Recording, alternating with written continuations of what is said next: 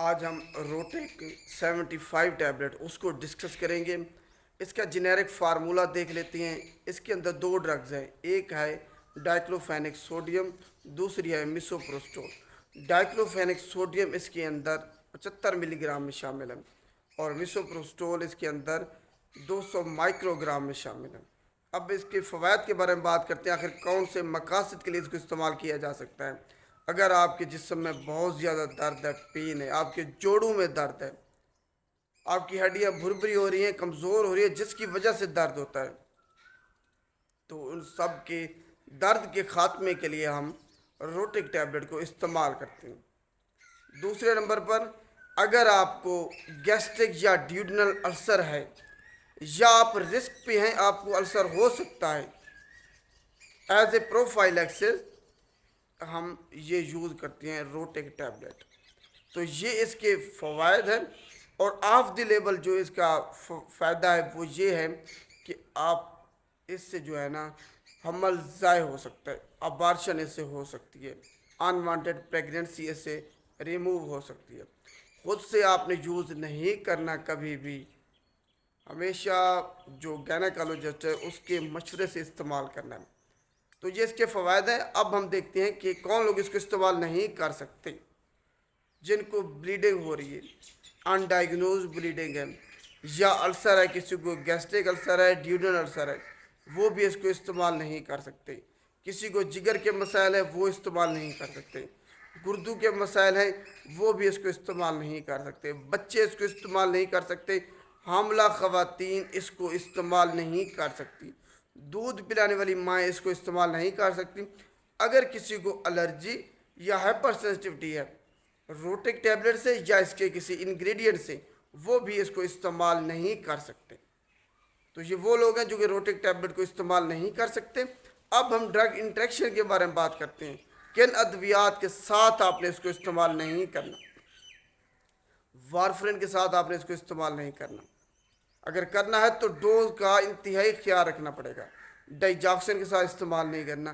Lithium کے ساتھ آپ نے اس کو بالکل استعمال نہیں کرنا۔ ایسپرین کے ساتھ آپ نے اس کو استعمال نہیں کرنا۔ اسی طریقے سے ڈائی یوریٹکس جو پیشاب آور ادویات ہیں، ان کے ساتھ بھی آپ نے اس کو استعمال نہیں کرنا، کیونکہ ان کا آپس میں انٹریکشن پایا جاتا ہے، ڈرگ انٹریکشن، جس کی وجہ سے آپ اس کو اکٹھے استعمال نہیں کر سکتے۔ اب ہم آخر میں اس کے جو ایڈورس ڈرگ ریئیکشن ہیں، مضر صحت اثرات، اس کے بارے میں بات کرتے ہیں۔ آخر اس کو استعمال کرنے کے بعد کون سے یہ برے اثرات آپ کے جسم پر چھوڑ سکتی ہے۔ مضر صحت اثرات میں سب سے پہلا اس کا یہ ہے کہ یہ حمل کو ضائع کر سکتی ہے، ابارشن کر سکتی ہے۔ اگر غلطی سے بھی کسی نے اس کو پریگنینسی میں یوز کر لیا تو حمل یا تو ضائع ہو جائے گا یا پری میچور برتھ ہوگی بچے کی۔ اس کے علاوہ بچہ معذور بھی پیدا ہو سکتا ہے، اب نارمیلٹیز ہو سکتی ہیں۔ اگر بچہ اس کو استعمال کرتے ہیں تو ابارشن نہیں ہوتا، تو جو بچہ ہوگا اس میں اب نارمیلٹی ہوگی۔ اس کے علاوہ اگر بچہ آپ کا 8 ہفتوں سے زیادہ ہو گیا ہے اور آپ ابارشن کرنا چاہتی ہیں، حمل ضائع کرنا چاہتی ہیں، تب آپ کی بچے دانے بھی پھٹ سکتی ہے، رپچر ہو سکتی ہے، جس کی وجہ سے آپ پھر کبھی بھی زندگی میں ماں نہیں بن پائیں گی۔ یہ سب سے اس کا خطرناک جو مضر سے اثرات ہے۔ دوسرے نمبر پر اس سے آپ کو بلیڈنگ ہو سکتی ہے۔ یہ نہیں کہ اگر کوئی پیشنٹ ہے پہلے سے ہی گیسٹرک یا ڈیوڈنل السر کا، اس کو ہوگی، کسی عام بندے کو بھی ہو سکتی ہے جس کو پہلے سے کوئی بیماری نہ ہو۔ بلیڈنگ ہو سکتی ہے، سٹروک ہو سکتا ہے، کارڈیو ویسکولر جو ہے نا ایونٹس ہو سکتے ہیں، جس سے آپ کی ڈیتھ بھی ہو سکتی ہے۔ یہ اس کے دو خطرناک جو مضر صحت اثرات ہیں۔ اس کے علاوہ وومٹنگ ہو سکتی ہے، چکر آ سکتے ہیں، پیٹ میں درد ہو سکتا ہے، ڈائریا ہو سکتا ہے۔ یہ شروع سے جب آپ استعمال کریں گے تو آپ کو ڈائریا ہو سکتا ہے، لیکن یہ جب اس کو استعمال کرنا بند کریں گے تو خود بخود ڈائریا آپ کا ٹھیک ہو جائے گا۔ چڑچڑا پن ہو سکتا ہے، آپ کو برے خیالات آ سکتے ہیں، نیند آپ کی ڈسٹرب ہو سکتی ہے، ریشز ہو سکتی ہے، اینافلیکسس ہو سکتا ہے آپ کو اس کو استعمال کرنے کے بعد۔ چڑچڑا پن، آپ کی نیند اس سے متاثر ہو سکتی ہے، آپ کو رات کو نیند نہیں آئے گی، بے چینی آپ کو ہو سکتی ہے اس کو استعمال کرنے کے بعد۔ تو یہ اس کے مضر صحت اثرات ہیں، ایڈورس ڈرگ ریئیکشن۔ آپ نے اس کو ذہن میں رکھنا ہے۔